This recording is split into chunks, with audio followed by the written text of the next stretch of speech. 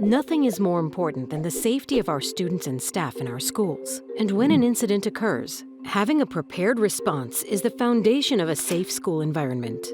That's why our school district uses the Standard Response Protocol. Created by the I Love You Guys Foundation, the Standard Response Protocol is used in more than 45,000 schools, agencies, and organizations around the world. It was created through the research-based best practices of school administrators, psychologists, public space safety experts, families, and first responders. So how does the Standard Response Protocol work in our schools?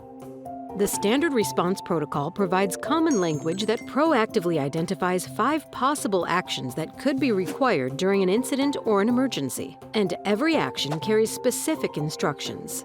The actions are hold, secure, lockdown, evacuate, and shelter. The most common action is hold. A hold is called because something is happening in the halls or an area of the building, and staff need to keep students out of the halls until it is resolved. This could be a student or staff medical issue. In a hold, all students will remain in the classroom, and the teacher will lock the classroom door and continue with their class until an all clear is given. We can keep learning, but we won't be allowed to leave class for any reason, even if the bell rings.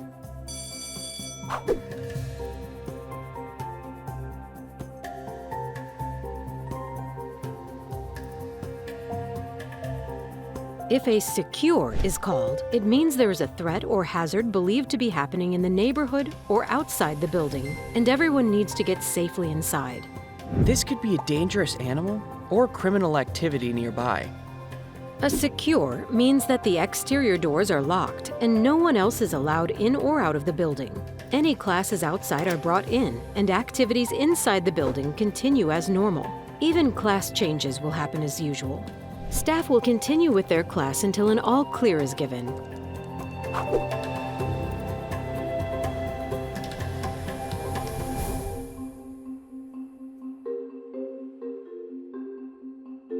A lockdown is the most serious action we might take when there is a threat or hazard believed to be inside the school building. This could be a threatening intruder. During a lockdown, no one is allowed into or out of the building. All students and staff remain in their locked classrooms or offices. Staff will turn off the lights, move everyone out of sight, take attendance, and then remain silent until police or school administration release classrooms or areas. Our teacher will tell us when it's okay to text our families saying, "I'm okay, we're in a lockdown. I'll update you when I can." A lockdown will only end when it is deemed safe by law enforcement in partnership with school administrators.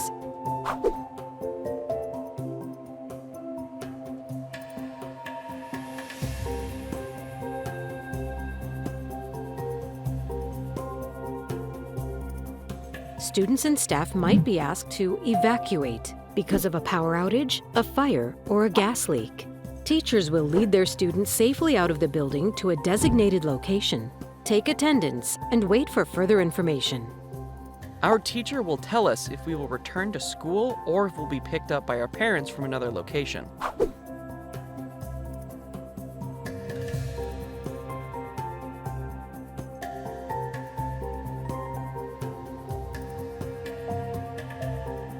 A shelter is called most commonly in response to severe weather events affecting the school. Students might remain in their classroom or move to a designated safe location inside the school. Our teacher will tell us if we're staying in our room or moving somewhere else.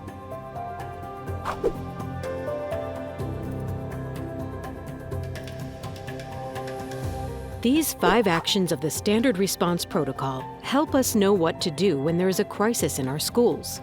And we're not alone. Our local law enforcement partners and emergency responders also understand the Standard Response Protocol and what is expected of us during an emergency. Thanks to the Standard Response Protocol, we're all using the same tools and the practiced responses to keep everyone safe. To learn more about safety in our district, visit our website